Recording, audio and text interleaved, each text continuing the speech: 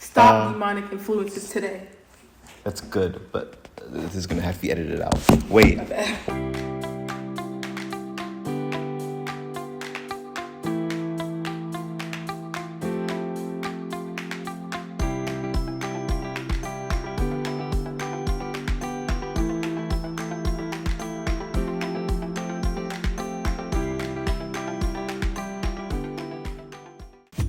Hello, and welcome to the 8th episode of the Immersion Deep Dive Podcast. My name is Xavier Sneed. I'm here with our newest member of the leadership team. Hey, my name is Gabriel Wilburn. And? My name is Jade Watkins. Today we'll be discussing demonic influences in media, TV, music, movies, and all the other stuff. So, some influences in pop culture have been shows like Supernatural, Evil, Lucifer, The Exorcist, Salem, 30 Coins, Preacher, Good Omens, and horror movies in general. Have you guys seen or heard of any of these movies or shows? Yeah. I've heard of Lucifer, but some of the other stuff I didn't really hear. Like, I didn't know about. Yeah. Personally, I have seen Supernatural, and I think it's an amazing show. Of course, I don't condone the things it represents and stands for, but the bad guys lose, so I think it makes it okay in the end. So there's some artists who use demonic influences too, like in their music. NBA YoungBoy claims him and the industry are demonic. Sorry.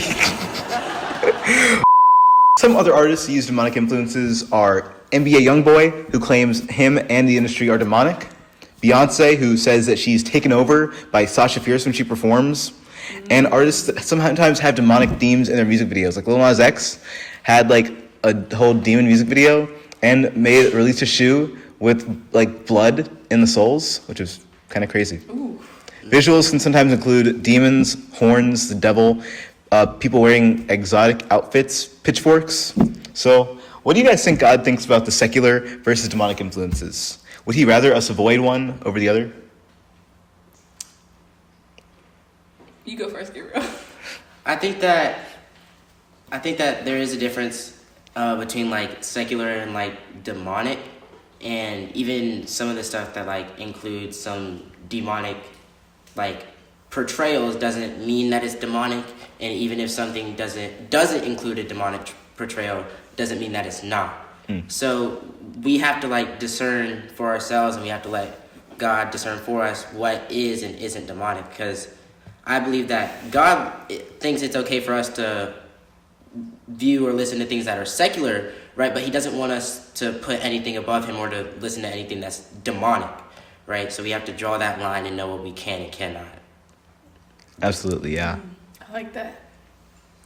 I feel like because all the rules are in the Bible. Like, everything that you should and shouldn't do are in the Bible. So I feel like the line between secular and demonic, like, it's definitely there, but I feel like God, you never know. I don't even know where I'm going with this. No, like, I can't think. Yo, stop, this isn't funny. Should we do like 5 seconds of silence, then we go into the next question? So it's like easier to edit. I guess so. Okay. And where should we as Christians draw the line between entertainment and demonic influences? Oh, like, definitely we should draw the line where, like, if you know that the show or the book or anything that you're watching / reading is, like, kind of calling God out of his name, then you should not, like, that's not entertainment. That's more of, like, a spiritual influence that's trying to get you away from God. So, like, entertainment, that's usually just, like, something that, like, you know, like something you do for fun, or like a hobby or something like that. But if you're like, if somebody's telling you to, like, oh, like, you need to praise the devil, then, like, that's not entertainment. Like, that show that you're watching that's telling you, like, how to, like, kill somebody, that's not entertainment. So. Absolutely, yeah. I also think that there's like a certain level, like we know when what we're watching is demonic. It'll get to a certain point, and at that point we have to like make a choice to keep watching it, because like if you're watching a show where a baby explodes each episode, you're not going to feel too great about that. You're going to know that it's not God and life-giving, and there's like that party that has to decide between, I like this part of the show, do I continue watching this? Because I think the important distinction is between life-giving and life-taking, because it depends on like what you take in manifests in what you put out into the world. If you're watching a show with language and violence, you're gonna like have more language and more violence. You're just gonna be desensitized to it over time. But if you take in more God-giving stuff, like there's a show I used to watch. It was like animated Bible stories in every car ride. Once you take that sort of stuff in, that's what you put back out into the world. So the discernment's really important there, because the smallest thing can affect your spirit. Yeah, and I agree, because for me, the way I see it, there's kind of, as a baseline for me, is what is the morals of the show or whatever that you're consuming, right? Even if it's about just because it's about demons, what if it's about a demon trying to be better in their life or whatever? Mm-hmm. In that case, that's something you should watch, because that's something that's in that way would be exalting God, or it has a moral that's positive or within God's point of view, right? But if you're watching the show where the moral of the story is like, oh, if you lie and cheat, you can always get ahead, or something like that, right? Or when you start watching shows where they don't have a moral standing point in it, and it's just a show about violence or a show about whatever non-secular or secular things that you may be seeing, then at that point, it's more on the demonic side, and you should probably stray away from that. Mm. Oh, also to build off what you said, like you said a word, I think it was like feel good, like when you were explaining. I think like entertainment is something that like kind of like what I said, a hobby, it should like make you feel good. Like it should have a positive impact on you. And if it's not, and it's just like taking out of your spiritual, then it's not like, it's a negative. So it's not making you feel good. So I feel like entertainment makes you feel good, and other it doesn't, and it takes out of you. I agree. What are some times you guys like watched a show or listened to a song and you realized, wait, I can't do this anymore. This is not what God would want. One for me was when Doja Cat released a song called Paint the Town Red. Like, on the first few listens, I was like, I'll be in the car, I'll be listening to it, and I hear it on the radio or whatever, and the beat was a good beat or whatever, so I listened to it, but I wasn't really like listening to the lyrics. And then one day I saw the music video for it, and when I saw the music video for it, I was like, wow, this is actually crazy. And I actually started like listening to the lyrics, and I was like, dang, like this is bad. So I stopped listening to that song specifically, and a lot of songs by Doja Cat around that time, because it's just yeah. Mm-hmm. I feel like you named him already. It was Lil Nas X, and I'm not gonna lie. In like what, it was like what 2019, 2020 was, or maybe 2018. Like it's when he had like his good songs like like Old Town Road, like Panini and Rodeo, blah blah blah. And then he came out with, what was it, Montero, yeah. I was like, what is this? Like, okay. At first, I didn't even want to listen to it, because, like, you know how as soon as something comes out, you already see, like, it's all over the news, all over the TikTok, all over Instagram. So I was already seeing his videos, and I was like, do I even want to listen to this for real? But then, of course, like, you know, I had experience for myself. And then the music video, I didn't even get to watch the music video. I saw it on TikTok. And I was like, what is this? Like, I was like, he's taking a pole down the hill? Because that was the clip that I saw on TikTok, and I was like, oh my gosh. But every time I hear like an edit or like a something of like his old songs, I'm like, dang, like I feel nostalgic, you know? Mm. Yeah, my family, sometimes we like we watch a lot of movies, but they can't all be winners. So sometimes if it gets like really, really violent, like we mentioned this one a lot in my family. There's one movie we watched where a guy got his head exploded after another guy put a grenade in it. And we turned it off really fast. So like, yeah, it's usually violence for us and for me. Whenever it gets over the line, and you'll know where it is. It's not Jason Statham kicking a shark in the head. But when people are like having violent shootouts all the time, that's not really life-giving. Oh wait, we didn't even talk about video games. I feel like there's a lot there too. Yes. Oh yeah.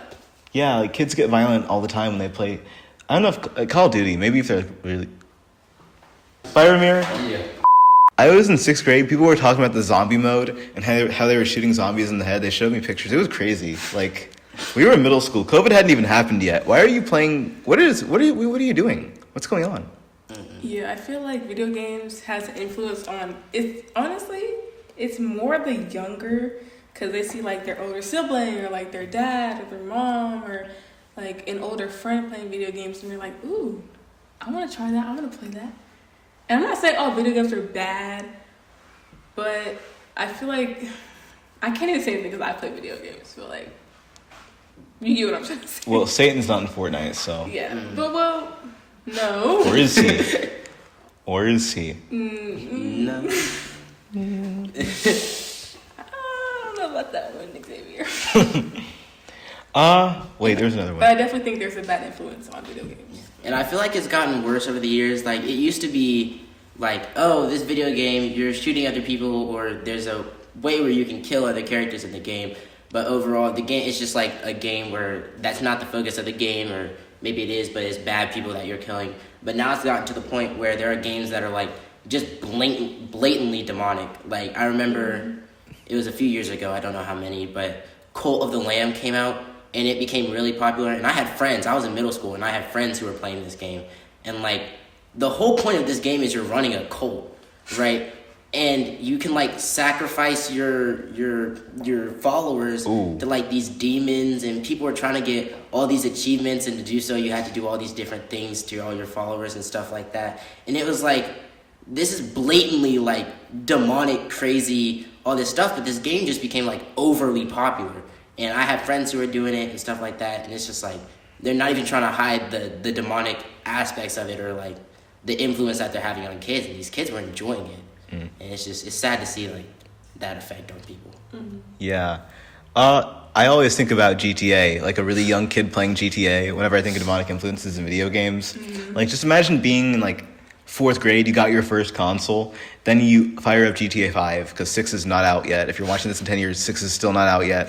And you, like, find, like, a club. It's a strip club. You don't know what that is yet. You just go in. You're in 4th grade, and you're exposed to all this. It's crazy to me how easy it is, and how marketed it is to young people, too. Oh, yeah, definitely. Even though it's, like, rated R, it's definitely, like, put out there. I feel like it's... Honestly, I feel like nowadays, rated R things are put more out there towards kids. Absolutely. And I just, like, I don't know, that's really weird to me. But, like, all this stuff coming out, like, the files and, like, all this stuff and, like, people still catching predators and all that stuff. I mean, it makes sense. Like, they're trying to push it out towards kids because, like, I guess that's what they like. But it's definitely targeted towards kids now. Mm-hmm. Have you guys seen like an uptick in demonic media recently, or do you think it stayed the same relatively? Relatively. I think personally that it's gone up because, like, as the world itself has developed, I think that people have become more and more lax with what they consider demonic, or they start separating, like, religion from other aspects of their life, right? To the point where, like, it's not so prominent in the world anymore that we care about whether it's a media or not. Right, and it goes back to like the Code of Lamb. Like if that game were to be released, I don't know, like 50, 60 years ago, right, it would have gotten a lot of backlash from a bunch of people, like just within the nation in general and stuff like that. But in today's world, we don't have that system where like, oh, if we see something's demonic, we're gonna put backlash against it. And it's even got to the point where it's the opposite. Sometimes people like rush to that demonic stuff. And so like as we've gotten more and more lenient with like religion and other aspects of our lives, we've allowed it to like the demonic stuff to kind of like creep in more and more to the point where it's just like it's set up roots and everything, and it's just expanding. Yeah. My parents always say things when we're watching something old, like, this would never get made today. I think there's a pretty big chance it would get made today. Probably like, more popular. More popular. Yeah, like the rating system for movies and stuff. Right now, PG-13 basically means you have infinite S words and you get one F-bomb every Yeah, movie. definitely. I think it's like a trend in most of the movies. And they slip some adult stuff in. Like, I don't know if this is demonic. Like Zootopia 2, it was so funny. my God. They had this little beaver that it takes two to tango, but a threesome to beat some, and a four-way to bust your doorway. It was No, because I'm not gonna lie. I like did that a not lot. expect that at all. Because I was in the theater and I was like, oh my gosh, I think I really just said that. Mind you, this is a kids movie. This is a movie made for kids. It's talking animals on a screen made for kids. So I don't even know why they did that. Absolutely. Mm-hmm. Yeah, I feel like right now, especially, shock value is a big thing in media. Like, they want to see how far you can go and how far it can, like, just to hold your attention a little more. Like, the more extreme the stuff they show is, then the more you'll want to watch it, almost. Mm. Like, you guys know Euphoria? I've heard of it, but I haven't seen it. Yeah, I haven't seen it either. I just know it's like... I heard there's a new season coming out. Yay! Yeah, I just know it's very sexed up, drug, like, nudity and such. Like, yeah. This stuff, guys. And I think a part of it is that people get desensitized over time, right? Like, if you see the same things over and over again, it starts to become less and less, like, it has less and less of an effect on you, right? So when you start off, right, with kids of previous generations, they watch movies where, like, people start getting shot and stuff, right? And so at first, like, oh, that's gory or whatever, but then you get to the point where they've seen so much of it, getting shot is, like, not that much of a shocker. So you get to, like, oh, he got stabbed to death. Oh, he got cut up by a chainsaw or an axe murderer. And you keep going, you keep going, you keep going until you get, like, crazy stuff. You know what I mean? Like Dexter and stuff like that. But you start getting used to it. Yeah, you start getting used to it. It's like... Yeah, like, a guy gets his arm chopped off. Oh, that's all? Yeah. Yeah. What are some ways we can, like, avoid demonic influences, like support systems, safeguards? Actually, right now, I'm on Christian Talk and Christian Reels. Like, I feel like every day, like, I go on TikTok and Reels, it's, like, some Christian content. And, you know, I love that. But I never really see, like, that many, like the demonic stuff anymore, which is really good. But I feel like we can avoid it by putting out more Christian, like, I know obviously things like on the internet, like they're there forever and people are going to keep making content. But I feel like we keep making Christian content, then it's going to be pushed out more and it could also like stop demonic influences. Mm-hmm. And like you said, I think a support system is important as well. Like you need to, if you see something demonic, right, and you need to talk to somebody about it, right? And also like you should have like your parents, especially at a young age, they should be keeping you away from the demonic stuff until probably like you shouldn't ever have to see it, but they should at least try to protect you from it for as long as they can or until they think you're ready to see what other people are trying to influence you so that you know what it is ahead of time, right? Because that's another part of it. If you're not prepared for it, it can sneak up on you. So like you need to make sure that you're watching the right stuff at the beginning, and then they need to prepare you for what you're going to see when you go out into the real world. Yeah. I know the saying, it's I don't know who it's by, but it says, you don't know what you're up against unless you've seen the enemy. Have y'all ever heard anything like that? Well, I just wanted to share that. It sounds good. I like it. Thank you. Yeah. And like the Instagram comment sections, you see those like, I show crazy car crashes, and they want you to follow them. I know if it's true. I've never seen them. Wait, what? Wait. The crazy car crashes I know are yeah. There's a lot of channels that just post car crashes on Instagram. Wow. Are you serious? Yeah, it's just you could look up car crashes on Instagram because they don't have the censorship like a lot of other things do. Mm-hmm. So you could look up car crash on Instagram. You could genuinely just see someone die right then and there on the screen. Didn't know that one. Yeah, wow. And it's crazy that they allow that on the platform. Like, absolutely. It just shouldn't be there for this the way it is. Yeah. This has been fun, guys. Be sure to safeguard yourselves and sorry, no, I did not have a conclusion. Well, guys, this has been episode 8, Demonic Influences in the Media. Join us next week. We're going to talk about how to spend summer with God. This is our new series. Thank you for joining us. And stop demonic influences today. That was tough, wasn't it?